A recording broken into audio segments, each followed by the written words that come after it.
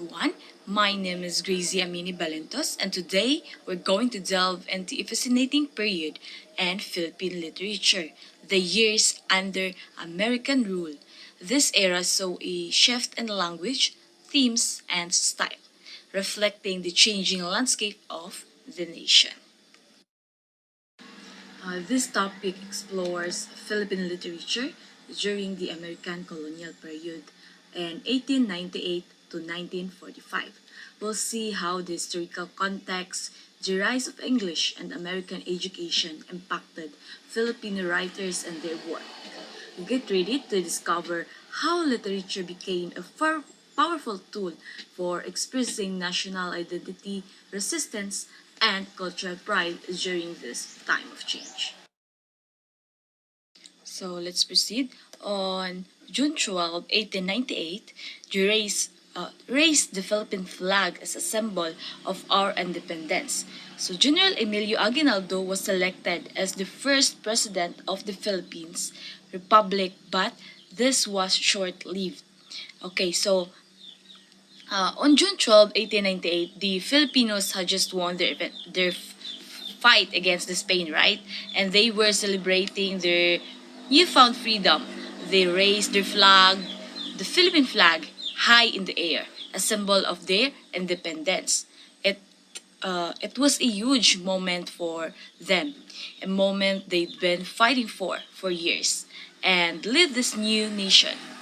They chose General Emilio Aguinaldo to be their first president. He was a respected leader, and everyone was hopeful for the future.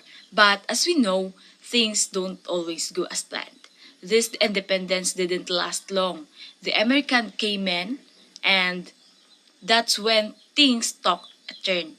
So even though the Filipinos had just won their freedom, they were about to face a new challenge. So let's proceed to the next bullet. The Filipino-American was resulted in defeat after General Miguel Malvar surrendered. He was the last Filipino general to surrender. Many Filipinos started writing again, and the nationalism of the Filipinos remained undaunted. Filipino writers went into all form of literature like news reporting, poetry, stories, plays, essays, and novels. Their writing clearly depicted their love for the country and their longing for independence. In 1910, so after a long and difficult war, things didn't go the way the Filipinos hoped. They lost the war against the Americans, and General Miguel Malvar surrendered, the last Filipino general to do so. It was a tough time for them. But despite this setback, the Filipino spirit remained unbroken. They are unbothered at that time. The war, instead of extinguishing their nationalistic fervor, actually fueled it. Filipinos began to pour their feelings of love for their country and their longing for independence into the writing. They turned to literature as a powerful means of expressing the pain, their hopes, and their defiance. Grabe jud ka, fighter ang Filipinos during that time. So in 1910, let me read the PowerPoint first. A new group started to write in English. Hence, Spanish, Tagalog, the vernacular, and finally English were the mediums used in literature during these times. The writers in Spanish were wont to write on nationalism like honoring Rizal and the other heroes. The writers in Tagalog continued their lamentation on the condition of the country and their attempt to arouse love for one's native tongue. The writer in English imitated the themes and methods of the American. Okay, so by 1910, things were changing in the literary world. A new group of writers started using English na, which was becoming more popular because of American influence. So now you had Filipinos writing in Spanish. Tagalog, the regional languages, and English.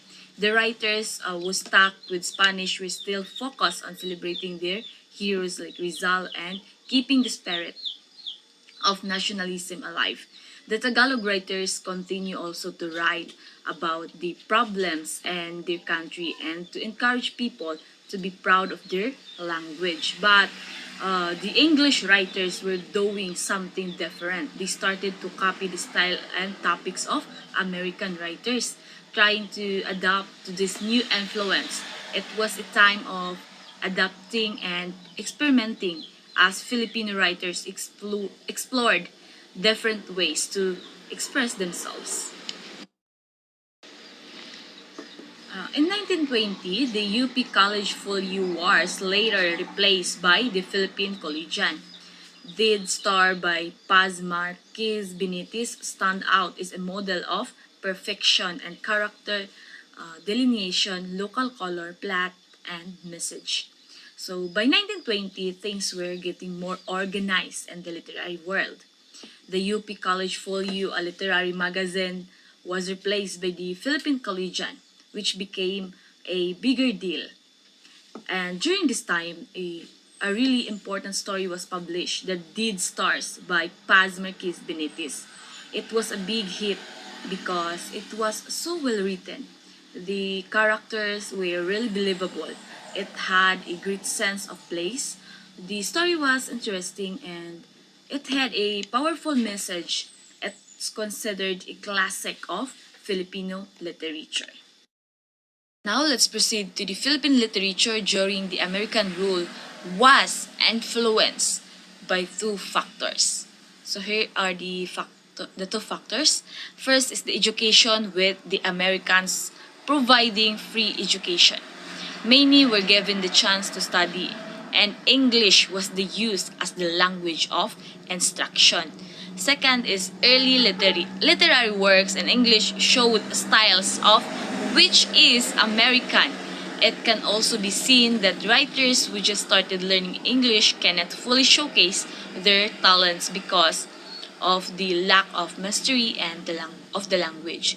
Okay, so let's discuss. So Filipino literature during the American period was shaped by two big things: education and the American influence.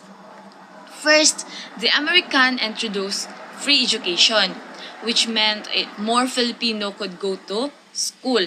But the catch was that they taught in English. So they use English as a language of instruction.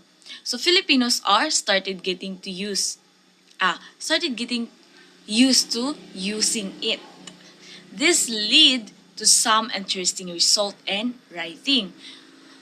Early Filipino writers in English often copied American style because they were still learning the language. They weren't quite able to express themselves fully yet.